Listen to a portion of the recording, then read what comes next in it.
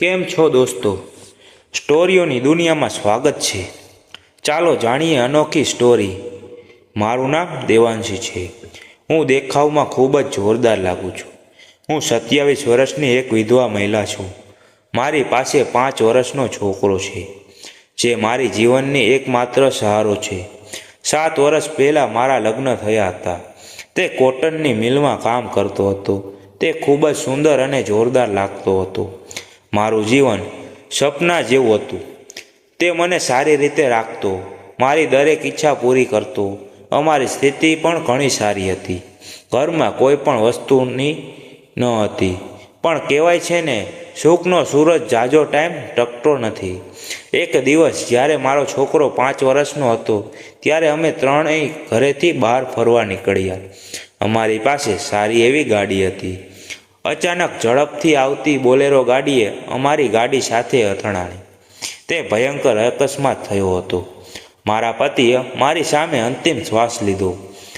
હું અને મારો છોકરો કોઈક રીતે બચી ગયા, પણ મારું આખું જીવન એક જ ક્ષણમાં નરક બની ગયું.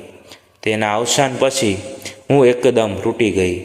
મને લાગ્યું કે મારું જીવન પૂરું થઈ ગયું. પણ મારી ગોદમાં મારો છોકરો હતો, જેના માટે મારે જીવન જીવવું પડે એવું હતું.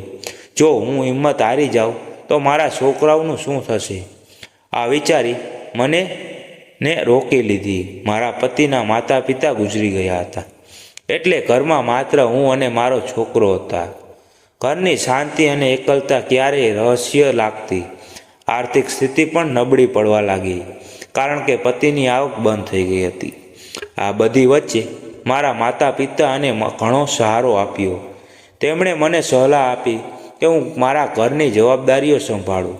હું થોડા મહિના માટે માયકે ગઈ ત્યારે માતા પિતાએ એક છોકરાની વાત કરી, જે નવસારીમાં કપડાની દુકાનમાં કામ કરતો હતો.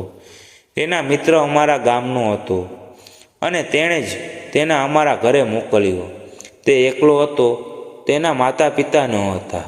તે ખૂબ જ ઈમાનદાર અને મહેનતુ હતો. માતા પિતાએ મને કહ્યું કે તેનો રહેવાની અને જમવાની વ્યવસ્થા મારે કરવી પડશે, પણ તે દિલનો સારો માણસ છે. જ્યારે પહેલીવાર ઘરે આવ્યો ત્યારે તે થોડો સંકોચાતો હતો. તે બહુ બોલતો ન હતો, પણ તેની આંખોમાં એક અજાણી ચમક હતી, જે મને આકર્ષક લાગી હતી. તે રોજ સવારે કામે જતો અને સાંજે પાછો આવતો. શરૂઆતમાં તે હોટલમાં જમતો, પણ તેને હોટલનું ખાવાનું ફાવતું ન હતું. એક દિવસ તેણે મને કહ્યું, જો તમે મારા માટે ઘરે ખાવાનું બનાવી દો તો મને ઘણી રાહત થશે. મેં પણ વિચાર્યું કે આમાં શું ખોટું? દીકરાને રમાડવા માટે પણ કોઈ હશે. બસ એ દિવસથી મેં તેના માટે ખાવાનું બનાવવાનું શરૂ કર્યું. તે જ્યારે ઘરે આવતો ત્યારે છોકરા સાથે રમતો. મારો છોકરો પણ તેની સાથે ખૂબ ખુશ રહેતો.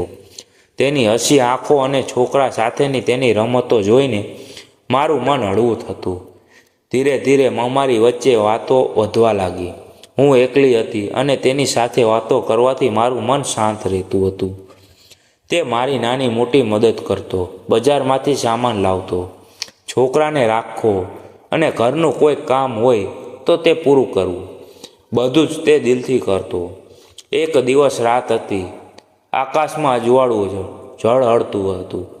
હું રસોડામાં રોટલી બનાવતી હતી અને મારો છોકરો બહાર રમતો હતો. અચાનક રસોઈ બનાવતા મારો હાથ ગરમ તવા પર લાગી ગયો અને હું દાઝી ગઈ.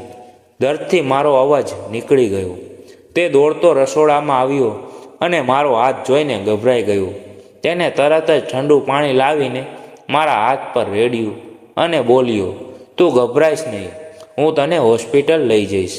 તેણે છોકરાને પડોશીના ઘરે મૂકી અને મને બાઇક ઉપર હોસ્પિટલ લઈ ગયો. ડૉક્ટરે મારા હાથ પર દવા લગાવી, પટ્ટી બાંધી. તે રાત્રે જ્યારે અમે ઘરે પાછા આવ્યા, મેં તેને જોયો. તેની આંખોમાં મારા માટે ચિંતા હતી. મારા દિલમાં તેના માટે એક નવો અહેસાસ જાગ્યો. અમે બંને બેસીને ખાવાનું ખાધું. છોકરો સૂઈ ગયો હતો.